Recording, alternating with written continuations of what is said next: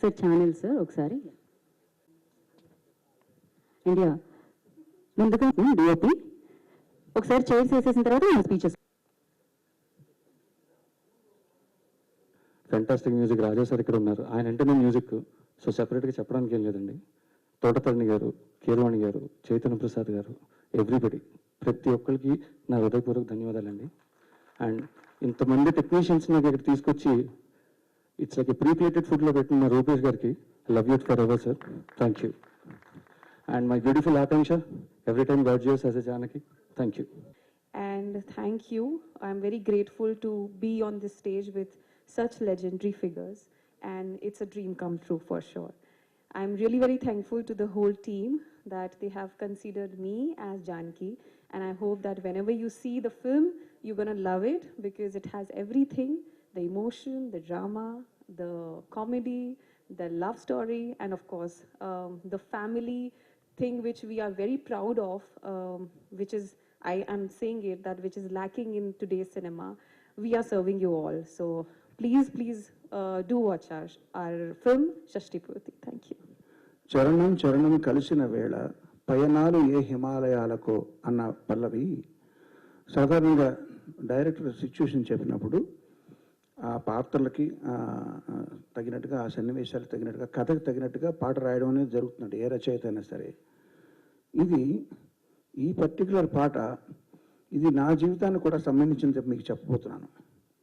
ఎట్లాగంటే నేను శ్రీ కేరీ మహాదేవన్ గారి వీరాభిమాని అండి. నేను ఆయన పాటలు అంటే చాలా ఇష్టం, ప్రతి పాట కూడా తెలుసు ఆయన చేసింది.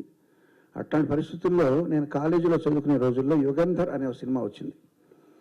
అందులో దాస్తే దాగేదా అనే పాట వినేటప్పుడు పర్టికులర్ థర్డ్ బీజియంలో, అంటే సెకండ్ చరణం ముందర వచ్చే బీజియంలో ఒక వైలెన్ బిట్ వస్తుంది. వైలెన్ బిట్ వినగానే ఇన్స్టాంట్గా ఒక దిగ్భ్రాంతి, ఒక ప్రేమలో పడి ఎవరిది ఈ మ్యూజిక్ అని చేస్తే ఇళయరాజా అన్నది.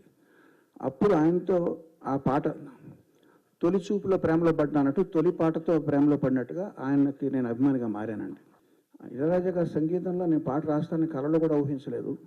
అట్లా రాసిన తర్వాత ఇదిగో ఈ పక్కన ఆయన పక్క కుర్చీలో కూర్చోవడం అనేది ఇది ఎవరెస్ట్ శిఖరం ఎక్కినట్టు అనమాట.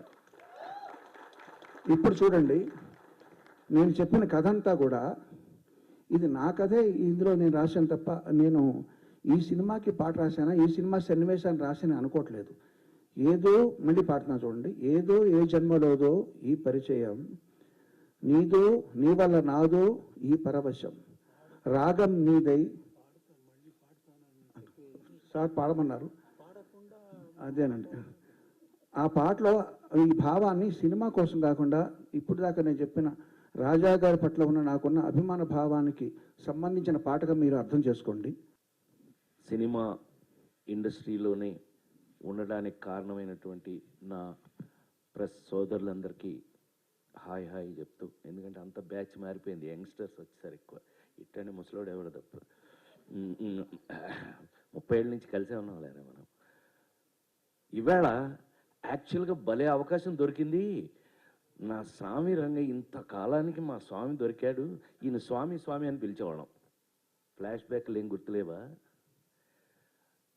సినిమా ఇండస్ట్రీలో అనేక మంది హీరోలు అవ్వడానికి అద్భుతమైన, కేవలం మ్యూజిక్తో పెద్ద పెద్ద హీరో రజనీకాంత్, కమల్ హాసన్, రాజేంద్ర ప్రసాద్, ఎవడెవరు అందరినీ హీరోలను చేసి పారేసింది ఆయన, జస్ట్ మ్యూజిక్తో.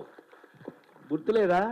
నా ఫస్ట్ హీరోయిన్ సినిమా ఆడకపోయినా ఈనాటికి మర్చిపోలేని గోపెమ్మ చేతిలో గోరు ముద్ద, రాధమ్మ చేతిలో వెన్న ముద్ద, రామోజీ ఫిల్మ్ సిటీ వారు తయారు చేసిన దాంట్లో నేను హీరోగా యాక్ట్ చేశాను.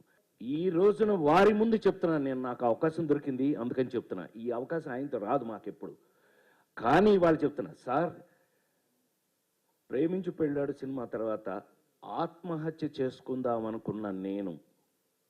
అంతకుముందు డబ్బింగ్లు చెప్పేవాడిని, డబ్బులు వచ్చాయి, డబ్బింగ్ డబ్బులతో మద్రాసులో ఇల్లు కట్టే.